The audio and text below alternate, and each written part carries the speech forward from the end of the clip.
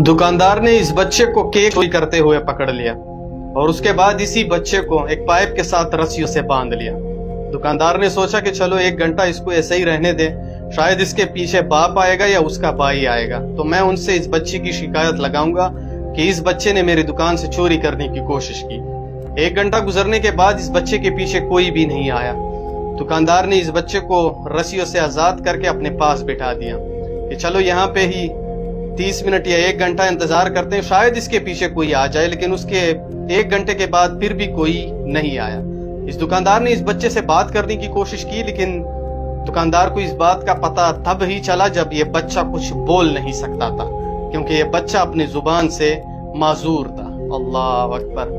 उसके बाद दुकानदार भी बहुत ज्यादा परेशान हो गया कि शायद मैंने कोई गलती की है। उसके बाद दुकानदार ने इस बच्चे से एड्रेस पूछने की कोशिश की, लेकिन ये बच्चा एड्रेस सिर्फ इशारों पे बताता था।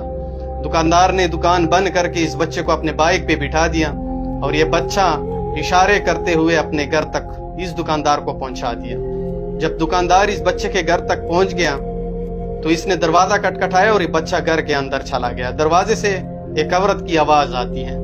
दुकानदार उनसे पूछता है कि अगर आपके घर में कोई मर्द हजरात है तो उसे बाहर भेज दो, मुझे उनसे बात करनी है। तो यह औरत उसे बोलती है कि हमारे घर में तो कोई मर्द नहीं है। उसके बाद दुकानदार उनसे पूछ लेता है कि क्या वजह है। तो यह औरत बोलती है कि इस घर में मेरा जो ये छोटा भाई है और मैं उसकी बड़ी बहन हूँ और हम यतीम हैं। 4 साल पहले हमारे माँ बाप का इंतकाल हो गया है।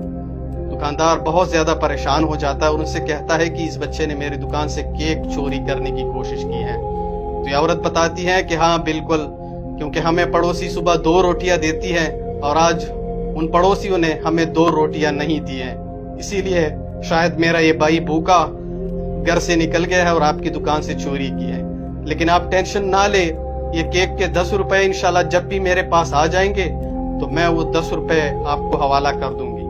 दुकानदार बहुत ज्यादा परेशान हो जाता है और बहुत ज्यादा रोने लग जाता है कि ए मेरे परवरदिगार, ये मुझसे कौन सी गलती हो गई, मैंने एक यतीम के ऊपर इतना जुल्म किया।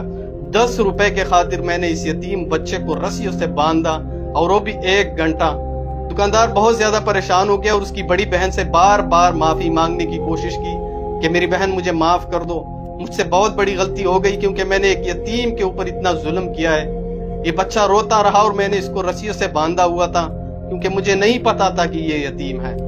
उसके बाद ये दुकानदार जो है ये इसको 1 महीने का राशन भी दे देता है और बाकी भी हेल्प करने का सामान करता है कि मैं आपके साथ हेल्प करता रहूंगा।